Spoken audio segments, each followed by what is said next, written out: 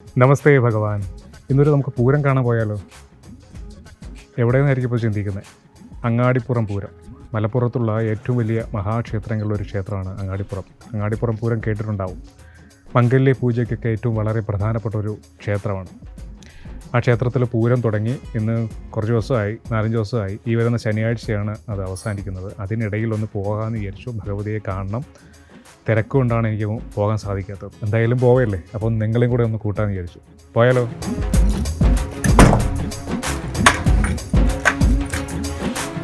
അത് നമുക്ക് നമ്മുടെ ബൈക്കിൽ തന്നെ പോകാം.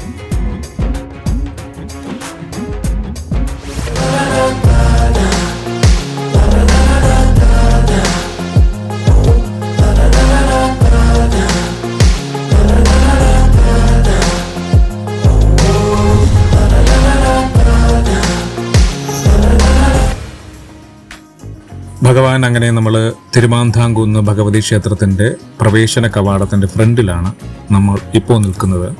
നമ്മൾ പാലക്കാട് നിന്ന് വരികയാണെങ്കിൽ റെയിൽവേ സ്റ്റേഷൻ കഴിഞ്ഞിട്ടാണ് ഈ തിരുമാന്ധാംകുന്ന് ഭഗവതി ക്ഷേത്രം വരുന്നത്. മെയിൻ റോഡിൻ്റെ അടുത്ത് തന്നെയാണ് ഈ പ്രവേശന കവാടം വരുന്നത്.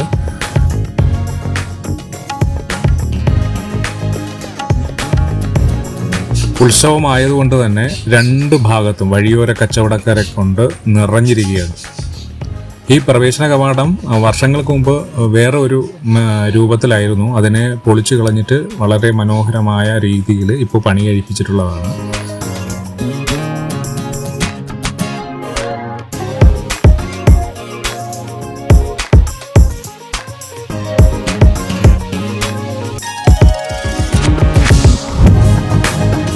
ക്ഷേത്രത്തിലേക്ക് പോകുന്ന വഴിയിലാണ് ഈ ഒരു കാഴ്ചകൾ കാണാൻ നമുക്ക് സാധിക്കുന്നത്.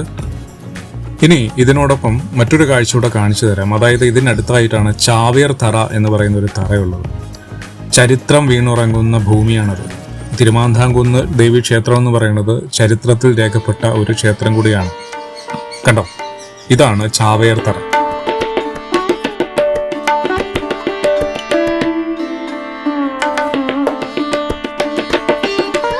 ഇപ്പോൾ ചാവേർ തറ വളരെ മനോഹരമായിട്ട് നിർമ്മിച്ചിട്ടുണ്ട്. വളരെയധികം വർഷങ്ങളോളം ഈ ഒരു സ്ഥലം എന്താ പറയുക, ഇതൊന്നും നോക്കാതെ അങ്ങനെ സംരക്ഷിക്കാതെ അങ്ങനെ കിടക്കുകയായിരുന്നു. ഇപ്പോൾ ഈ അടുത്ത കാലത്താണ് ഇതിനെ സംരക്ഷിച്ച് നിലനിർത്തി വളരെ മനോഹരമായ രീതിയിൽ പണി കഴിപ്പിച്ചിട്ടുള്ളത്.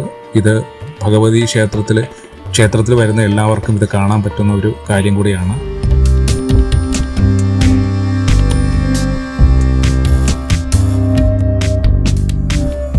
കണ്ടോ, വളരെ മനോഹരമായിട്ടുള്ള ഒരു ആർട്ടാണിത്.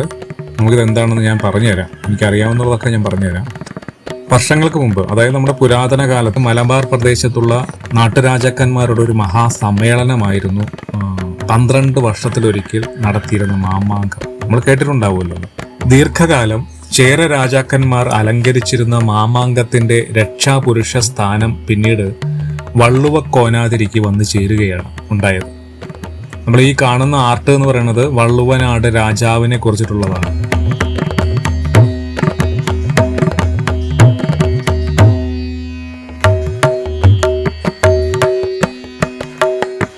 ഇനി നമുക്ക് അടുത്ത ആർട്ട് എന്താണെന്ന് നോക്കാം.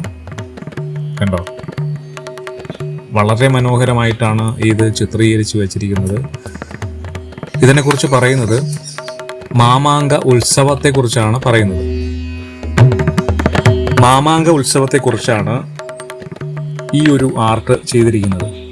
അതായത് മാമാങ്കം ഉത്സവം എന്ന് പറഞ്ഞു കഴിഞ്ഞാൽ തിരുനാവായയിൽ, അതായത് നിള നദിയുടെ കുറച്ചുകൂടെ വിശദമായി പറഞ്ഞു കഴിഞ്ഞാൽ നമ്മുടെ ഭാരതപ്പുഴയുടെ തീരത്ത് 12 വർഷത്തിലൊരിക്കൽ നടന്നിരുന്ന ഒരു ഉത്സവമാണ് ഈ മാമാങ്ക ഉത്സവം എന്ന് പറയുന്നത്. അതായത് 12 വർഷത്തിലൊരിക്കൽ നടക്കുക മാത്രമല്ല, 28 ദിവസത്തോളം നീണ്ടു നിൽക്കുന്ന വളരെയധികം ആഡംബരത്തോടു കൂടി നടത്തിയിരുന്ന ഉത്സവമായിരുന്നു ഈ മാമാങ്കം എന്ന് പറയുന്നത്. ഇത് ശരിക്കും ഒരു മഹാവ്യാപാര മേള തന്നെയായിരുന്നു. കാർഷിക പരമായിട്ടുള്ളതും കരകൗശലമേള, കലാ കായിക സാഹിത്യ സംഗീത പ്രദർശനങ്ങൾക്ക് പുറമെ ആയോധന കലകൾ, നമ്മുടെ ഹിന്ദു ആചാര ചടങ്ങുകൾ, ബൗദ്ധിക മത്സരങ്ങൾ, നാടോടി കലാരൂപങ്ങൾ എന്നിവയും ഇവിടെ നമുക്ക് കാണാൻ സാധിച്ചിരുന്നു ആ കാലഘട്ടത്തിൽ. ഇവിടെ പൊന്നാനി തുറമുഖം വഴി പായക്കപ്പലുകളിലും ചരക്ക് വള്ളങ്ങളിലുമായൊക്കെ പുറം ദേശത്തെ വ്യാപാരികൾ ഇവിടെ എത്തിയിരുന്നു, തിരുനാവായയിൽ എത്തിയിരുന്നു നമ്മുടെ മാമാങ്കത്തിൽ പങ്കെടുക്കാൻ. നാട്ടുരാജാക്കന്മാരുടെ അധികാരവും ആഡംബരവും ഒക്കെ പ്രദർശിപ്പിക്കാനുള്ള ഒരു അവസരം കൂടിയായിരുന്നു.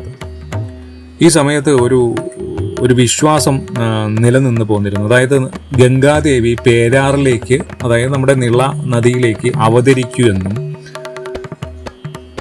ആ ഭഗവതിയുടെ ദിവ്യ അവതരണത്തിലൂടെ ആ നദി ഗംഗയെ പോലെ തന്നെ പരിശുദ്ധമാവുകയും ചെയ്തുവെന്ന വിശ്വാസവും നിലനിന്നിരുന്നു ആ സമയത്ത്. മാത്രമല്ല, നമ്മുടെ മാമാങ്കത്തിന് വൻ സാമ്പത്തിക, സാമൂഹിക, രാഷ്ട്രീയ പ്രാധാന്യമുള്ളതായി അറേബ്യ, ഗ്രീസ്, ചൈന എന്നിവിടങ്ങളിൽ നിന്നുള്ള യാത്രികർ അവരുടെ ലേഖനങ്ങളിൽ രേഖപ്പെടുത്തിയിരിക്കുന്നതായി നമുക്ക് കാണാൻ സാധിക്കും. ഇനി നമുക്ക് അടുത്ത ആർട്ട് നമുക്ക് കാണാം. ഈ ഒരു ചാവേർ തറ കാണാൻ വരുന്ന ഓരോ വ്യക്തിക്കും ഇത് കൃത്യമായി ചരിത്രം മനസ്സിലാക്കാൻ വേണ്ടിയിട്ടാണ് ഇത് ചെയ്തു വച്ചിരിക്കുന്നത്. ഇനി നമുക്ക് ചാവേറുകളുടെ ഉത്ഭവത്തെക്കുറിച്ച് ചരിത്രങ്ങളിൽ രേഖപ്പെടുത്തിയിരിക്കുന്നത് ഇങ്ങനെയാണ്. അതിനെക്കുറിച്ചാണ് ഈ ആർട്ട് ചെയ്തിരിക്കുന്നത്.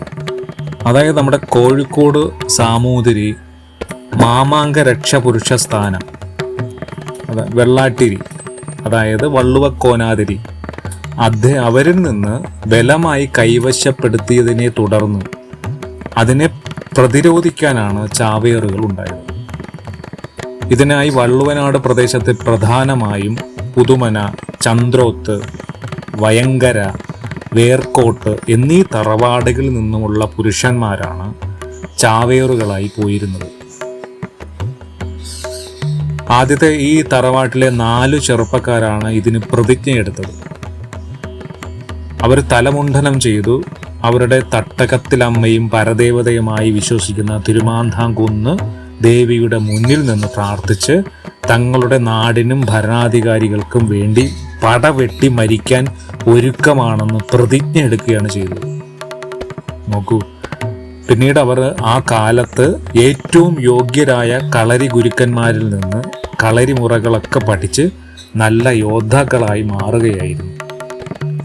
ഇങ്ങനെയൊക്കെ പോയിരുന്ന ചാവേറുകൾ വയനാട് തിരുനെല്ലി ക്ഷേത്രത്തിൽ പോയി സ്വയം ഇരിക്കപ്പെണ്ടം വെച്ച് അങ്ങാടിപ്പുറത്തെ തിരുമാന്താംകുന്ന് ദേവി ക്ഷേത്രത്തിൽ വന്ന് 41 ദിവസം ഭജനമിരിക്കുന്നതും ഈ ചാവേർ തറയിലാണ്.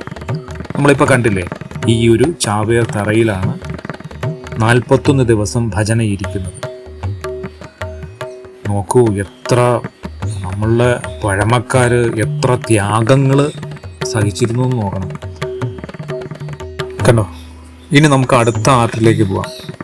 ഈ ആർട്ട് എന്ന് പറയുന്നത് വളരെയധികം വിഷമം ഉണ്ടാക്കുന്ന ഒരു ആർട്ടാണ്.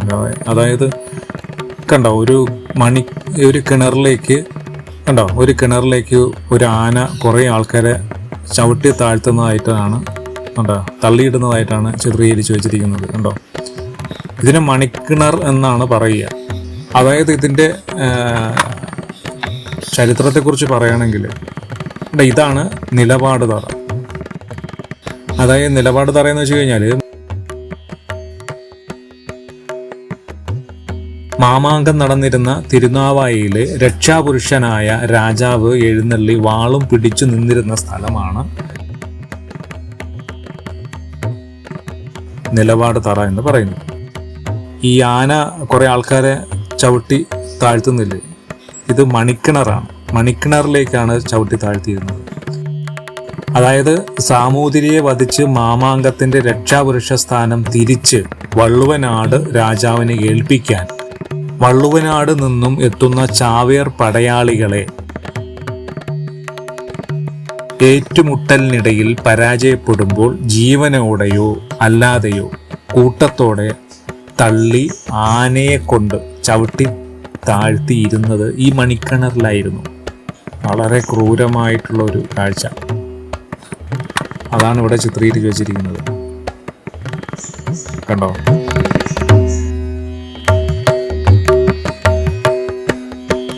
ഇനി നമുക്ക് അടുത്ത ആർട്ടിലേക്ക് വരാം. കണ്ടോ, കുറേ യുദ്ധകാഹളമാണ്, കാണുമ്പോൾ തന്നെ അറിയാം. കുറേ ആൾക്കാർ ഇരുന്ന് കാണുന്നു അല്ലേ.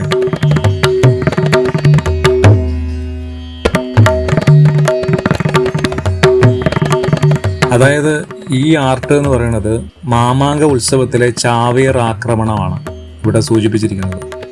കോഴിക്കോട് സാമൂതിരി മാമാങ്കത്തിന്റെ രക്ഷാപുരുഷ സ്ഥാനം കൈയടക്കിയതിനെ തുടർന്നാണ് ചാവേർ പട ഉണ്ടായത് തന്നെ. അത് ഞാൻ നേരത്തെ പറഞ്ഞല്ലോ. തിരുനാവായയിലെ നിലപാട് തറയിൽ വൻ ജനാവലിയുടെയും അതിഥികളുടെയും സൈനിക സംഘത്തിൻ്റെയും മധ്യേ നിലകൊള്ളുന്ന സാമൂതിരിയിൽ നിന്ന് മാമാങ്ക അവകാശം തിരിച്ചു പിടിക്കാനായി വള്ളുവനാട് രാജാവ് യോദ്ധാക്കളെ അയച്ചിരുന്നു. ഓരോ മാമാങ്കത്തിലും സാമൂതിരിക്കെതിരെ ചാവേർ പട നടത്തിയ ആക്രമണങ്ങൾ ആയിരക്കണക്കിന് ആയുധധാരികളായ സൈനികരുടെ മധ്യേ ചാടി മരണത്തെ ഏറ്റുവാങ്ങി. ആ ഒരു കാഴ്ചയാണ് ഇവിടെ ചിത്രീകരിച്ചു വച്ചിരിക്കുന്നത്. കളരി ആയോധന വിദ്യ പഠിച്ച ഇവർക്ക് വാളും പരിചയമായിരുന്നു ഇവരുടെ ഏറ്റവും പ്രധാനപ്പെട്ട ആയുധം. ഇവരുടെ മെയ്വഴക്കവും ചടുലതയും കണ്ട് കാണികൾ വരെ അത്ഭുതപ്പെട്ടിട്ടുണ്ട്. ഉത്സവത്തിന്റെ അവസാന 10 ദിവസങ്ങളിൽ വിവിധ സമയങ്ങളിലായി സാമൂതിരി തട്ടകത്തിൽ നിലകൊണ്ട് വാള് വീശി കാണിക്കുമ്പോഴാണ് ചാവേറുകൾ എതിരാളികളെ മറികടന്ന് ആക്രമിക്കാൻ ഒരുങ്ങുന്നത്. അങ്ങനെയൊക്കെ ഒരു സിഗ്നലുണ്ട്. അതായത് സാമൂതിരി തട്ടകത്തിൽ നിലകൊണ്ട് വാള് വീശി കാണിക്കുമ്പോഴാണ് ചാവേറുകൾ എതിരാളികളെ മറികടന്ന് ആക്രമിക്കാൻ ഒരുങ്ങുന്നത്. ആ ഒരു ചിത്രീകരണമാണ് മനോഹരമായിട്ട് ഇവിടെ പറയാൻ നമുക്ക് പറഞ്ഞു തരുന്നത്, അല്ലെങ്കിൽ നമുക്ക് കാണിച്ചു തരുന്നത്. ഇനി നമുക്ക് അടുത്ത ആർട്ടിലേക്ക് വരാം. കണ്ടോ, ഒരു കുട്ടി വാള് കൊണ്ട് വീശുന്നു. അപ്പോൾ വീശുന്നിടയിൽ വിളക്ക് രണ്ടായിട്ട് മുറിയുകയാണ്. കണ്ടോ, വളരെ മനോഹരമായിട്ട് ചിത്രീകരിച്ചിരിക്കുകയാണ്. അതായത് തലനാരിഴയിൽ സാമൂതിരി രക്ഷപ്പെടുന്ന ഒരു ചിത്രീകരണമാണ് ഇവിടെ ചിത്രീകരിച്ചിരിക്കുന്നത്. അതായത് നമ്മുടെ വള്ളുവനാട്ടിൻ്റെ നായർ പടയാളികളായിരുന്നു വള്ളുവ കോനാതിരിക്ക് വേണ്ടി ചാവേറുകൾ. മുൻകാലങ്ങളിൽ നടന്ന മാമാങ്കത്തിലൊന്നും സാമൂതിരിയുടെ അടുത്തെത്താൻ അംഗരക്ഷകർ ചാവേറുകളെ അനുവദിച്ചിരുന്നില്ല. എന്നാൽ 1755 അവസാനമായി നടന്നുവെന്ന് പറയപ്പെടുന്ന മാമാങ്കത്തിൽ ചാവേറായി പോയവരിൽ ഏറ്റവും പ്രായം കുറഞ്ഞ, അതായത് 16 വയസ്സ് മാത്രം പ്രായമുള്ള ധീരയോദ്ധാവ് സാമൂതിരിയുടെ അടുത്തുള്ള അംഗരക്ഷകരെ വകവരുത്തി വളരെ സാഹസികമായി അടുത്തെത്തുകയും സാമൂതിരിയെ വധിക്കാനായി വാള് വീശുകയും ചെയ്തു. എന്നാൽ സാമൂതിരിയുടെ അരികിൽ കത്തി നിന്നിരുന്ന വിളക്കില് വാള് ഉടക്കുകയാണ്, വാള് അങ്ങനെ തട്ടുകയാണ്. അങ്ങനെ സാമൂതിരി തലനാരിഴയ്ക്ക് രക്ഷപ്പെടുകയായിരുന്നു. മാമാങ്കം അവസാനിക്കാൻ ഇതൊരു കാരണമായി മാറുകയായിരുന്നു പിന്നീട്. ഇത്രയധികം ചരിത്രങ്ങൾ വീണുറങ്ങുന്ന ഒരു ഭൂമിയാണ് ഈ ഒരു സ്ഥലം. എല്ലാവരും ക്ഷേത്ര ദർശനം ചെയ്യുമ്പോൾ ഇതും കൂടെ ഒന്ന് കാണുന്നത്, കണ്ടു വണങ്ങുന്നതും വളരെ നന്നായിരിക്കും. നമുക്ക് വേണ്ടി, നമ്മുടെ തലമുറയ്ക്ക് വേണ്ടി പോരാടിയ ധീര യോദ്ധാക്കന്മാർ ഭജനയ്ക്ക് ഇരുന്ന സ്ഥലമാണ്. ഇനി നമുക്ക് ക്ഷേത്രത്തിലേക്ക് പ്രവേശിക്കാം. കണ്ടോ, ക്ഷേത്രം വളരെ മനോഹരമായിട്ടാണ്. ക്ഷേത്രത്തിലേക്ക് ചെല്ലുന്ന പടിക്കെട്ടിൽ മുഴുവനും മഞ്ഞ ലൈറ്റുകൾ കൊണ്ട് അലങ്കരിച്ചിരിക്കുകയാണ്. ഭയങ്കര രസമെന്ന് വെച്ച് കഴിഞ്ഞാൽ ഭയങ്കര രസമാണ്. നമ്മൾ അതിനകത്ത് നിന്ന് കഴിഞ്ഞാൽ സ്വർണത്തിൽ നമ്മൾ ചെന്ന് വീണ പോലെ ആയിപ്പോവും അല്ലേ. അപ്പോൾ നമ്മൾ ഉള്ളിലേക്ക് പ്രവേശിക്കുകയാണ്. കണ്ട, എന്ത് രസമല്ലേ. ഇത് വന്ന് കാണേണ്ട ഒരു കാഴ്ച തന്നെയാണ് കേട്ടോ. വല്ലാത്തൊരു അനുഭവമാണ്. അതും ഭഗവതിയുടെ തിരുനടവരെ വളരെ മനോഹരമായിട്ടുള്ള രീതിയിലാണ് അലങ്കരിച്ചിരിക്കുന്നത്. ഈ പടിക്കെട്ട് മുഴുവനും നമ്മൾ എന്താ പറയുക, സ്വർണത്തിൽ മുങ്ങി പോകുമ്പോൾ ഒരു അവസ്ഥയായിരിക്കും. അത്ര രസകരമാണ് കാണാൻ.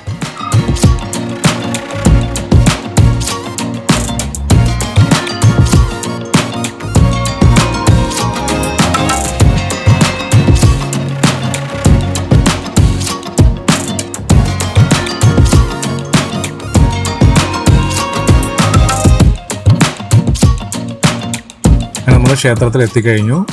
ക്ഷേത്രത്തിൻ്റെ അവിടെ മണ്ഡപത്തിൽ, ചെറിയ മണ്ഡപത്തിലും വലിയ മണ്ഡപത്തിലൊക്കെ ഗംഭീര പരിപാടി നടക്കുകയാണ്. വലിയ മണ്ഡപത്തിൽ ശ്രീശൈലം ഓഡിറ്റോറിയത്തിൽ നടക്കുന്നത് വളരെ മനോഹരമായിട്ടുള്ളൊരു ഭജൻസാണ്. കുറച്ചു നേരം അങ്ങനെ കേട്ടിട്ടുണ്ട്.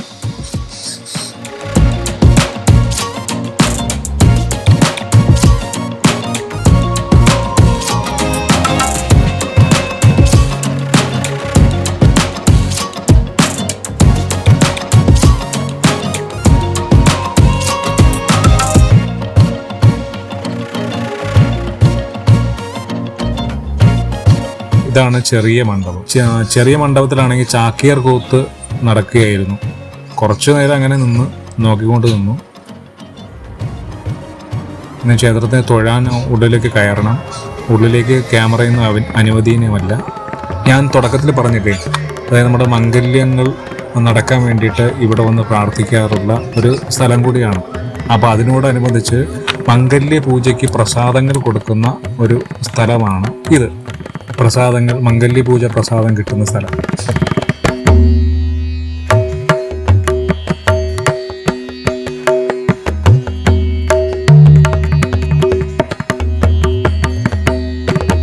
ഇനി ക്ഷേത്രത്തിൻ്റെ ഉള്ളിലേക്ക് ഞാൻ പ്രവേശിക്കാൻ പോവുകയാണ്. അവിടെ ഞാൻ ക്യാമറയൊന്നും കൊണ്ടു കയറുന്നില്ല.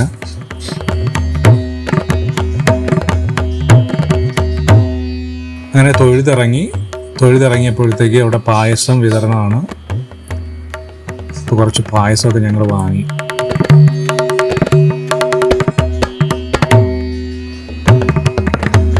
കണ്ടോ,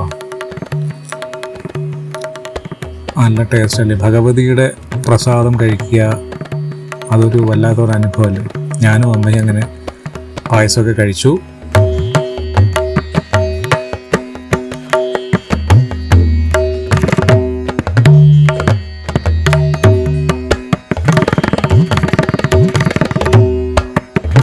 അപ്പോഴത്തേക്ക് അമ്മയ്ക്ക് വഴിയോര കച്ചവടക്കാരിൽ നിന്ന് 2 ഫ്ലാസ്ക് വാങ്ങണമെന്ന് പറഞ്ഞു. 150 രൂപയ്ക്ക് 2 എണ്ണം. ഫ്ലാസ്ക് ആണെന്ന് പേര് മാത്രമേ ഉള്ളൂ. പിന്നെ വാട്ടർ ബോട്ടിലായിട്ട് ഉപയോഗിക്കുക, അത്രയേ ഉള്ളൂ. ചൂടൊന്നും നിലനിൽക്കുകയൊന്നുമില്ല.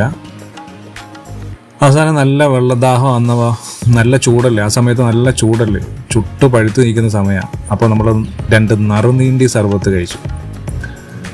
അത് കഴിഞ്ഞിട്ട് നമ്മൾ ഇനി നേരെ മഠത്തിലേക്ക് പോവുകയാണ്. നാളെ രാവിലെ വീണ്ടും ക്ഷേത്രത്തിലേക്ക് പോകേണ്ടതല്ലേ. അപ്പോൾ എല്ലാവർക്കും ശുഭരാത്രി. ഭഗവതിയുടെ അനുഗ്രഹം എല്ലാവർക്കും ഉണ്ടാവട്ടെ. ഹരി ഓം.